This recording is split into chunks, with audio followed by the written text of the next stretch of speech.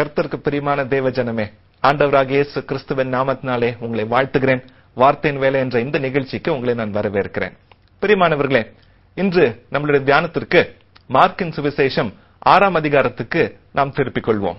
நம்மளுடைய வாழ்க்கையில அநேக சிறப்பு வாய்ந்த காரியங்களை, விஷயங்களை, நிகழ்வுகளை நாம் சந்திக்கிறோம். முதல் முறையாக ஒருவர் பிளேன் ஓட்டினார், முதல் முறையாக ஒருவர் மூன் இறங்கினார், முதல் முறையாக எவரெஸ்ட் மலை ஏறினார் என்றெல்லாம் காரியங்கள் கேட்கிறோம், டிவியில பார்க்கிறோம், செய்தித்தாளில் வாசிக்கிறோம். இதன் மகத்துவத்தை நாம் உடனே அறிந்து கொள்கிறோம். அநேக நாட்கள் இதை நாம் மறக்கவே முடியாது. ஏனென்றால் இது முக்கியமான சில காரியங்கள். அப்படியாக ஒருவேளை நீங்கள் வேதத்தை வாசிக்கிறவர்களாக இருந்தால், மார்க்கின் சுவிசேஷம் 6ஆம் அதிகாரத்துல இயேசு கிறிஸ்து 5 அப்பம் 2 மீனை கொண்டு 5000 பேரை போஷித்தார் என்ற நிகழ்வு, அந்த அற்புதம் நாம் வாசித்திருப்போம், ரசித்திருப்போம், ருசித்திருப்போம். ஒருவேளை வேதத்தை வாசிக்காதவர்களாக நீங்கள் இருந்தாலும் இந்த கதையை கேட்டிருக்கலாம், அல்லது குறைந்தது இதை குறித்து ஒரு படத்தையாவது நீங்கள் பார்த்திருக்க கூடும். பிரியமானவர்களே, இந்த நிகழ்வை கேட்டவர்கள், வாசித்தவர்கள், பார்த்தவர்கள், படித்தவர்கள் இதன் முக்கியத்துவத்தை, மகத்துவத்தை அறிந்து கொள்ளாமல் இருக்கவே முடியாது. அப்படி இருக்கும்போது இந்த அற்புதத்தையே உணர்ந்தவர்கள், இந்த அற்புதத்தை தொட்டவர்கள், இந்த அற்புதத்தால் தொடப்பட்டவர்கள், இவர்கள் இந்த நிகழ்வை நிச்சயமாக மறக்க முடியாதல்லவா? இந்த நிகழ்வின் மகத்துவத்தை, முக்கியத்துவத்தை கண்டிப்பாக அறிந்து கொண்டிருக்க வேண்டும் அல்லவா? ஆம், நானும் அப்படிதான் யூகிக்கிறேன். ஆனால் மார்க்கின் சுவிசேஷம் 6ஆம் அதிகாரம் 52ஆம் வசனத்தின் கடைசி பகுதி எடுத்து வாசித்து பார்க்கும் போது ஒரு வித்தியாசமான கதை தென்படுகிறது. எழுதப்பட்டிருக்கிறது, அந்த அற்புதம், அந்த நிகழ்வை பார்த்தவர்கள், அந்த நிகழ்விற்குள் கடந்து வந்தவர்கள், அந்த அற்புதத்தால் தொடப்பட்டவர்களும் கூட அதன் முக்கியத்துவத்தை, மகத்துவத்தை அறிந்து கொள்ளாமல் இருந்தார்கள் என்று எழுதப்பட்டிருக்கிறது. My English Bible says, they considered not the miracle of the loaves. New Living Translation இப்படியாக எழுதப்பட்டிருக்கிறது, for they still didn't understand the significance of the miracle of the loaves. ஒரு அற்புதத்தின் முக்கியத்துவத்தை இன்னும் ஒரு கூட்டத்தார் அறிந்து கொள்ளவில்லை என்று அந்த அற்புதத்தால் தொடப்பட்டவர்களை குறித்து எழுதப்பட்டிருக்கிறது. அப்படி இருக்கையில பிரியமானவர்களே, இதை படித்தவர்கள், இதை குறித்து கேள்விப்பட்டவர்கள், இதை குறித்து ஒருவேளை படங்கள் பார்த்து நாமும் கூட இதே கூட்டத்தை சேரக்கூடிய ஒரு ஆபத்து நமக்கும் இருக்கிறது அல்லவா? ஆகவே இந்த நாளிலே இன்னும் சற்று ஆழ்ந்த விதத்திலே இந்த நிகழ்வை, இந்த அற்புதத்தை எடுத்து பார்க்கும்படிக்கு அன்போடு கூட உங்களை நான் அழைக்கிறேன். ஒரு சில காரியங்கள் இந்த கூட்டத்தை குறித்து உங்களோடு கூட பகிர்ந்து கொள்ள நான் வாஞ்சிக்கிறேன். சற்று இந்த கூட்டத்தை பாருங்களேன். ஒரு சிறு கூட்டம் இல்ல, பெரிய கூட்டம். 5000 பேர், ஆண்கள் மட்டும் என்று எழுதப்பட்டிருக்கிறது. இந்த ஜன தொகையை நம்மளை பிரமிக்க வைக்கும் ஒரு உண்மை. ஒருவேளை நாம் கேட்கலாம், 5000 பேர் இடத்துல ஒருவேளை 500 பேரோ அல்லது 50 பேரோ அல்லது 5 பேரோ இருந்திருந்தால் இந்த அற்புதம் சுலபமாக இருந்திருக்குமா? அல்லது 5000 பேருக்கு பதிலாக ஒருவேளை 10,000 பேரோ அல்லது 50,000 பேரோ இருந்திருந்தால் இது கடினமாக இருந்திருக்குமா என்று கேட்கலாம். பிரியமானவர்களே, அதற்கு பதில் உங்களுக்கு தெரியும். 5000 பேரா இருந்தாலும் சரி, 10,000 பேரா இருந்தாலும் சரி, 50,000 பேர் இருந்தாலும் சரி, இவ்வித அற்புதத்தை செய்வது என் அப்பன் இயேசுவுக்கு ஒரு கடினமான ஒரு காரியம் அல்ல. நடிகர் ஒருவர் ஸ்டூவர்ட் ஹாம்லினை பார்த்து ஒரு கேள்வி கேட்டாராம். அந்த கேள்விக்கு பதில் 10 நிமிடங்களிலே ஒரு பாடல் வடிவத்திலே அவர் கொடுத்தாராம். அந்த பாடலை நீங்களும் கேட்டிருப்பீர்கள். அதன் வரிகள் இப்படியாக சொல்லுகிறது, It is no secret what God can do. What he has done for others, he do for you. கர்த்தர் செய்யக்கூடிய காரியங்கள் ஒரு ரகசியம் அல்ல, மற்றவர்களுக்கு செய்ததை உங்களுக்கும் செய்வார் என்று அந்த அழகான பாடல்களின் வரிகள் சொல்லுகிறது.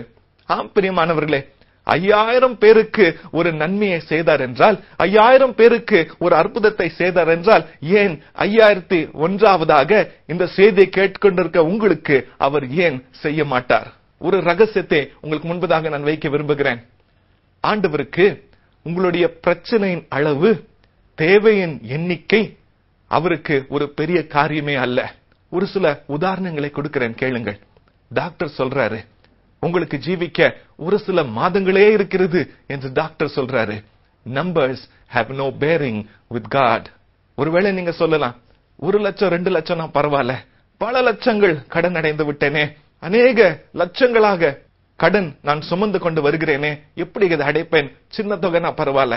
I want to tell you again, numbers have no bearing with God. ஒருவேளை நீங்க சொல்லலாம், இன்னும் ஒரு சில ஆயிரங்கள் மட்டுமே நான் சம்பாதித்தால் போதும், என் தேவைகள் எல்லாம் பூர்த்தி செய்யப்படுமே என்று நீங்கள் சொல்லலாம்.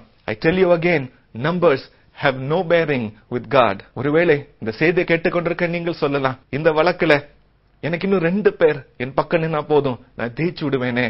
I want to tell you again, numbers have no bearing with God. நாம் பிரச்சனை குறித்து ஒரு கணக்கெடுக்கிறோம், ஒரு அளவிடுகிறோம், அதற்கு ஒரு எண்ணிக்கையை கொடுக்கிறோம். ஆனால் இதற்கும் கர்த்தருடைய கிருபைக்கும் எந்த விதமான ஒரு சம்பந்தமும் இல்லை. பிரியமானவர்களே, இந்த காலை நேரத்துல உங்களுடைய தேவை, உங்களுடைய அற்புதம், உங்களுடைய பிரச்சனை 5000 50 10,000 நான் அறியேன். ஆனால் எப்படி இருந்தாலும் சரி, அவர்களுக்கு அற்புதம் செய்த ஆண்டவர் உங்களுக்கும் செய்ய வல்லவராக இருக்கிறார். பிரியமானவர்களே, இதைத்தான் 1 சாமுவேல் 14ஆம் அதிகாரம் 6ஆம் வசனத்திலே யோனதான் அறிந்தான். அந்த வசனத்தின் இறுதி பகுதியில என் ஆங்கில வேதாகமத்தில் எழுதப்பட்டிருக்கிறது, he can win a battle whether he has many warriors or only a few.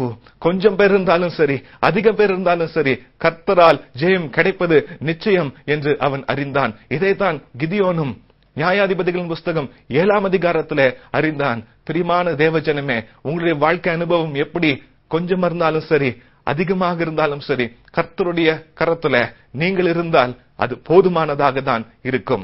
தேவையின் அளவு ஒரு பெரிய காரியம் அல்ல உங்களுடைய அற்புதத்திற்காக.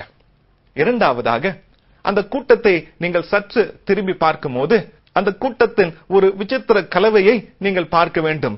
எத்தனை வகையான மக்கள் அங்க வந்திருப்பார்கள்? ஒரே வகையானவர்களா? இல்ல, பலவிதமான மக்கள் வந்திருப்பார்கள். அப்படி என்றால் ஒரு சிலரை பார்த்து ஆண்டவர் சொல்லியிருக்க வேண்டும், உனக்கெல்லாம் இந்த அற்புதம் இல்ல, நீ எல்லாம் மோசமானவன், உனக்கு தகுதி இல்ல, நீ செய்த வந்த காரியங்கள் என்ன, நீ என்னென்ன சிந்திச்சிட்டு இருந்த, உனக்கு எப்படி நான் இதை செய்ய முடியும் என்று ஒரு சிலரை அவர் ஒருவேளை ஒதுக்கி வைத்திருக்க வேண்டும். ஆனால் இந்த சம்பவத்தை மார்க்கின் சுவிசேஷம் 6ஆம் அதிகாரம் 32ஆம் வசனத்திலிருந்து 44ஆம் வசனம் வரைக்கும் நீங்க எடுத்து வாசித்து பார்க்கும் போது அங்கிருந்த எல்லோருக்கும் கர்த்தர் கொடுத்தார் என்று பார்க்கிறோம். பிரியமானவர்களே, இரண்டாவது பாடமாக உங்களுக்கு முன்பதாக நான் வைக்க விரும்புவது இதுதான். எப்படி நம்மளுடைய அளவின்படி ஆண்டவருடைய கிருபை அல்லையோ, அதே வண்ணமாக நம்மளுடைய தகுதியின்படியோ தகுதியின்மையின்படியோ நமக்கு அற்புதங்கள் நடப்பதில்லை. இதெல்லாம் அவருடைய சுத்த கிருபைதான். ஒருவேளை ஒரு புதிய வேலைக்காக நீங்கள் தேடிக்கொண்டிருக்கலாம். நீங்க நினைக்கலாம், அதுக்கு ஏற்ற தகுதி குவாலிபிகேஷன் எனக்கு இல்ல, அதுக்கேற்ற படிப்பு மற்றவர்களுக்கு இருக்கு, எனக்கு இருந்தா அந்த வேலை எனக்கு கிடைக்குமே என்று சொல்லி ஒருவேளை நீங்க வாஞ்சிக்கலாம். பிரியமானவர்களே, அநேக ஆண்டுகளுக்கு முன்பதாக நான் ஒரு கல்லூரியில வேலை செய்து கொண்டிருந்தேன். அந்த நேரத்துல ஒரு பெரிய பிரபலமான யூனிவர்சிட்டியில ஒரு போஸ்ட் வேக்கன்டாக இருக்கு என்று சொன்னார்கள். என்னோட கூட 60 பேர் அந்த போஸ்டுக்கு என்று அப்ளை பண்ணோம். அந்த 60 பேர் கூட்டத்துல நான் மட்டும் தான் டாக்டரேட் பட்டம் அந்த நாட்களில பெறாதவனாக இருந்தேன். நான் நினைத்தேன், எனக்கு என்ன தகுதி இருக்கு, அந்த வேலையை பெற்றுக்கொள்ள எனக்கு என்ன தகுதி இருக்கு என்று நான் எண்ணினேன். ஆனால் அந்த 60 பேரை தள்ளிவிட்டு கர்த்தர் எனக்கு அந்த வேலையை கொடுத்தார். அந்த வைஸ் சான்சலர் சொன்னாராம், we need somebody young. அவர் என்ன தகுதியை பார்த்தார்? we need someone young. என்னை கேட்டுக்கொண்டிருக்க பிரியமான தேவஜனமே, மிகவும் சிறிய வயதுல ஒரு யூனிவர்சிட்டியில ஒரு பெர்மனன்ட் வேலையை கர்த்தர் எனக்கு வாங்கி கொடுத்தார். என்னிடத்துல என்ன தகுதி இருந்தது? ஒன்றுமில்லை. தகுதியோ தகுதியின்மையோ கர்த்தர் அற்புதம் செய்வதற்கு அது ஒரு தடையே இல்லை, நமக்கு சாதகமான ஒரு காரியமும் அல்ல. ஒருவேளை இந்த காலை நேரத்துல எனக்கு திருமணம் ஆக வேண்டும், ஒருவேளை என்னோட பெற்றோருக்கு இன்னும் வசதி இருந்தா ஒரு நல்ல இடத்துல எனக்கு ஒரு உறவு அமைத்துக் கொள்ளலாமே, அல்லது நான் பார்ப்பதற்கு சற்று இன்னும் வித்தியாசமாக இருந்தால் எனக்கு ஒரு நல்ல இடம் கிடைக்குமே என்று ஒருவேளை நினைத்துக் கொண்டு இருந்தீர்கள் என்றால், I want to tell you, it is not according to what you deserve or what you don't deserve. ஒருவேளை உங்களுடைய கண்களிலே தகுதியற்றவர்களாக நீங்கள் காணப்பட்டாலும் கர்த்தருடைய கண்களே நீங்கள் கிருபை பெற்றவர்களாக இருப்பீர்கள். பிரியமானவர்களே, ஆம், ஒருவேளை ஊழியக்காரராக நீங்கள் இருக்கலாம். நீங்க சொல்லலாம், I don't have a godfather. இந்த ஊழியத்துல என்னை யார் தூக்கி விடுவார்கள்? தகுதியின்மை. இந்த 5000 பேர் என்ன தகுதி இருந்தது? ஒரே தகுதியை தான் நான் பார்க்கிறேன். எல்லாரும் பசியோடு இருந்தார்கள், ஆண்டவருடைய வார்த்தை கேட்டார்கள். இந்த காலை நேரத்துல நீங்களும் ஒருவேளை பசியோடு கூட இருக்கிறீர்களா? நீங்களும் ஆண்டவர் வார்த்தையை கேட்டு ஆண்டவர் எனக்காக செய்வார் என்று அவர் உங்களை உட்கார வைத்து இந்த காரியங்கள் பேசிக் கொண்டிருக்கும் போது எப்படி அந்த 5000 பேர் 50 100 ஆகவும் கூட்டங்களாக அமைதலாக உட்கார்ந்தார்களோ அப்படியாக உட்கார்ந்து காத்து கொண்டிருக்கிறீர்களா? கர்த்தர் உங்களுக்கு இந்த காலை நேரத்துல நிச்சயமாக அற்புதம் செய்வார்.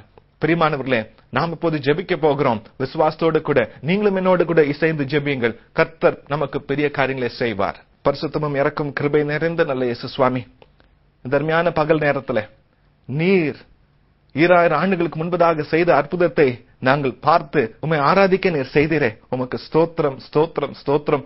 நீர் நேற்றும் இன்றும் என்றும் மாறாதவராக இருக்கிறீர். கர்த்தாவே, இந்த காலை நேரத்துல ஒருவேளை எனக்கு எந்த தகுதியுமே இல்லை என்று சொல்லக்கூடியவர்களே உமக்கு முன்பதாக நான் கொண்டு வந்து நிறுத்துகிறேன் இயேசு சுவாமி. அவர்களுடைய பிரச்சனையை பார்த்து அதுக்கு ஒரு எண்ணிக்கை கொடுத்து அதுக்கு ஒரு அளவு கொடுத்து இது பெரிய பிரச்சனை என்று சொல்லக்கூடியவர்களை முன்பதாக கொண்டு வந்து நிறுத்துகிறேன் இயேசு சுவாமி. இந்த காலை நேரத்துல எப்படி அந்த 5000 பேருக்கும் நீர் கிருபையாக உணவளித்து, அது மட்டுமல்ல அவர்கள் திருப்தியாக சாப்பிட்டு 12 கூடைகள் மீதி எடுக்க கிருபை கொடுத்தீரே, அதே விதத்துல 5001ஆவதாக இதோ இந்த செய்தியை பார்த்து கொண்டிருக்க இந்த சகோதரனுக்கு இந்த சகோதரிக்கு அப்படியாக நீர் செய்வீராக என்று வேண்டி ஜெபிக்கிறேன். கர்த்தர் தாமே ஹல்லேலூயா அவருடைய பசியை தீர்த்து, ஏசாயா 55ஆம் அதிகாரம் 1 வசனத்தில் எழுதின வண்ணமாக கர்த்தர் எங்களுக்கு எல்லாவற்றையும் இலவசமாக கொடுக்கிறேன் என்று பார்க்கிறோமே, அப்படியாக நீர் செய்யும். நீர் செய்வீர், உமக்கு ஸ்தோத்திரம். வருகை மட்டும் உம்முடைய கிருபையில் நிலைத்து நிற்க உதவி செய்வீராக என்று வேண்டி துதிகன மகிமை கர்த்தருக்கே செலுத்தி இயேசு கிறிஸ்துவின் நாமத்தில் வேண்டிக் கொள்கிறோம் பிதாவே. ஆமேன் ஆமேன். பிரியமானவர்களே, மீண்டும் இதே நேரம் அடுத்த வாரம் உங்களை சந்திக்கும் போது இதை தொடர்ந்து நாம் தியானிப்போம். அது மட்டுமல்ல, ஆண்டவர் மற்றொரு இடத்துல 7000 பேரை போஷித்தார் என்று பார்க்கிறோமே, இதுல என்ன வித்தியாசம், இதுல என்ன விசேஷம் என்றெல்லாம் தியானிக்க போகிறோம். ஜெபத்தோடு கூட இந்த பகுதியை நீங்கள் தியானித்து எதிர்பார்த்து கொண்டிருக்கிற மீண்டுமாக உங்களை சந்திக்கிறேன். God bless you.